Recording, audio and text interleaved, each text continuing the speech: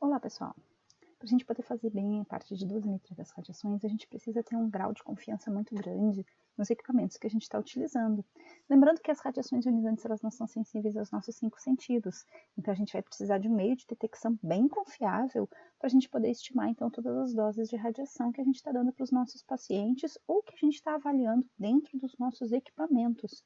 Por isso a calibração dos instrumentos ela é extremamente importante, justamente porque ela vai tratar de um conjunto de operações que vão estabelecer a relação entre os valores indicados por um instrumento ou por um sistema de medição, e os valores representados por uma medida materializada ou material de referência, ou ainda os correspondentes das grandezas estabelecidas por padrões.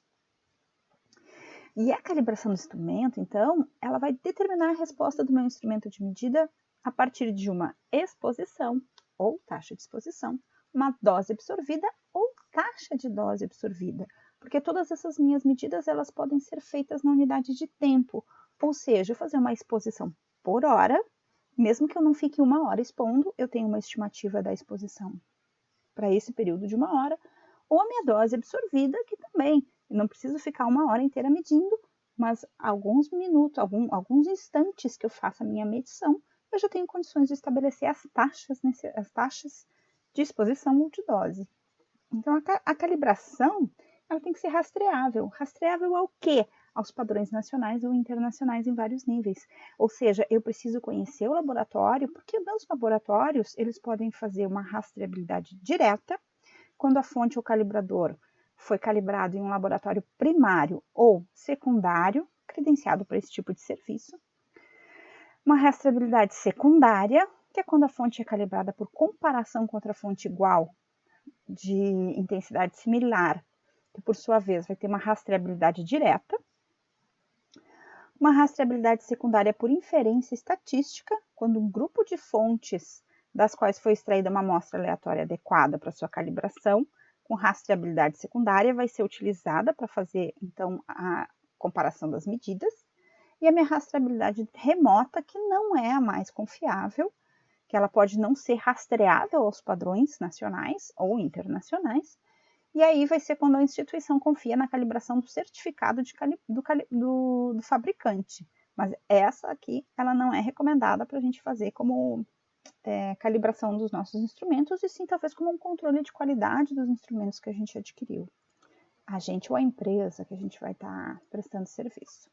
E a primeira calibração de um instrumento, ela tem que ser feita logo após a sua aquisição, para estabelecer corretamente os fatores de calibração e evitar erros grosseiros da interpretação das medidas, já que os fabricantes nem sempre possuem arranjos experimentais capazes de realizar a calibração dos instrumentos em todas as escalas e intervalos de energia.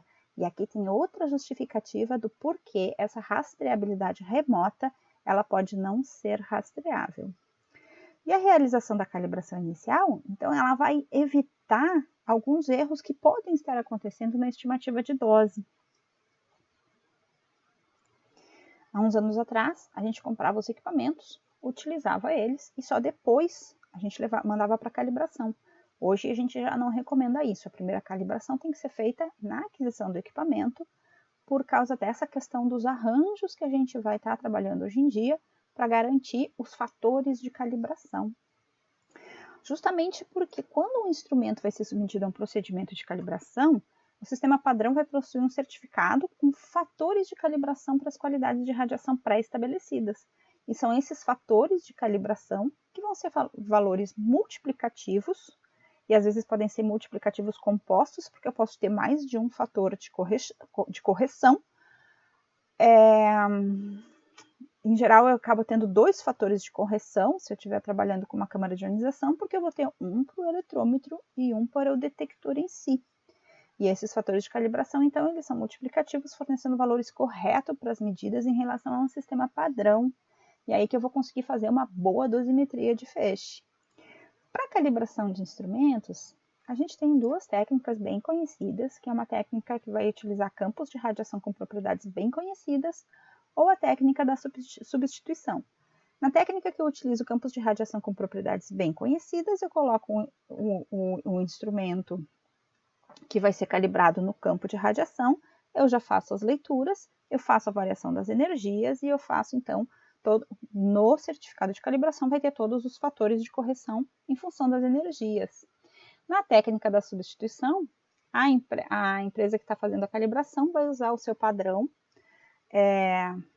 com rastreabilidade, é um padrão primário, e daí ele vai retirar o seu padrão e vai colocar o instrumento que está sendo calibrado para ver quais são as diferenças de leitura e, portanto, os fatores de correção. Por que a gente faz isso para mais de uma energia? Porque se a gente tiver um erro em uma única energia, isso não é comum de acontecer, mas eu vou ter um fator de correção para intervalos de energia que a gente vai estar trabalhando. Então, na verdade, eu vou ver quais são os fatores de correção, eles podem variar dentro de um mesmo equipamento, variando-se as energias, por causa de uma relação de dependência energética que existe dos instrumentos de medição. Claro que além de eu ter essa questão de calibração de instrumentos de medida, a gente tem também uma questão de calibração de fontes. Quer dizer, as fontes de radiação que eu utilizo, por exemplo, na medicina nuclear, elas têm que vir calibradas com a atividade que eu comprei, né? Ou que a empresa comprou. Então, eu tenho que ter uma certa confiança de que realmente, se eu estou comprando, por exemplo, 120 miliquirris de iodo 131, eu estou recebendo 120 miliquirris de iodo 131. E as próprias fontes de radioterapia também. Eu preciso conhecer bem a atividade dessas fontes, até porque a gente às vezes tem que considerar o decaimento dessas fontes. Então, a gente vai precisar calcular o decaimento para ver como é que está sendo o comportamento do feixe.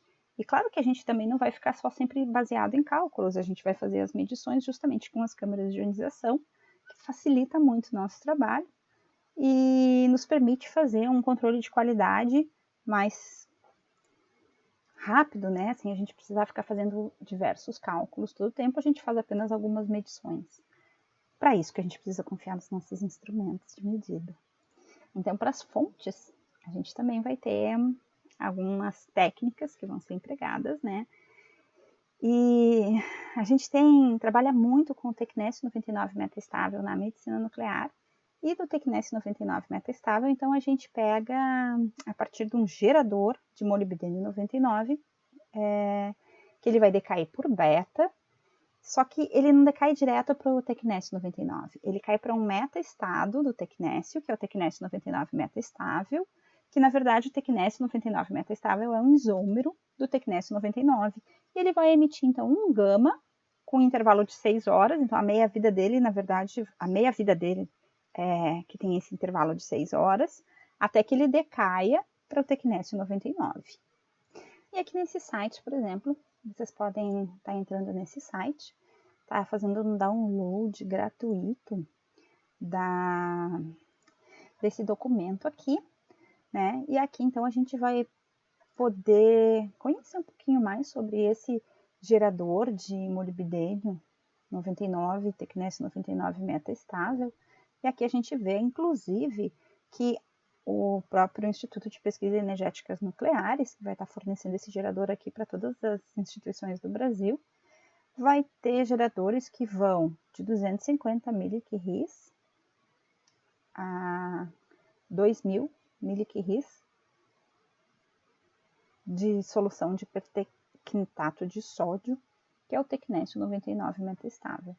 E aí, então, quando a gente compra, a gente escolhe, por exemplo, um gerador que vai de 300 a 2.400 miliquirris, ou, falando no Sistema Internacional de Unidades, que vai de 11.100 megabecqueréis até 88.800 megabecqueréis.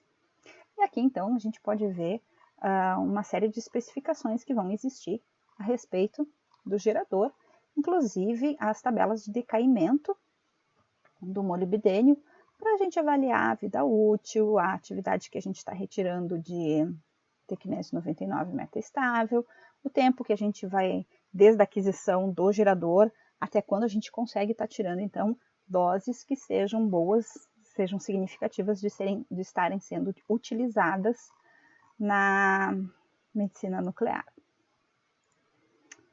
Então, eu recomendo que vocês deem uma olhada nesse material aqui. Está ali o link, download gratuito, para vocês conhecerem um pouquinho mais sobre, por exemplo, o gerador de molibdênio Tecnésio utilizado na medicina nuclear, tá ok?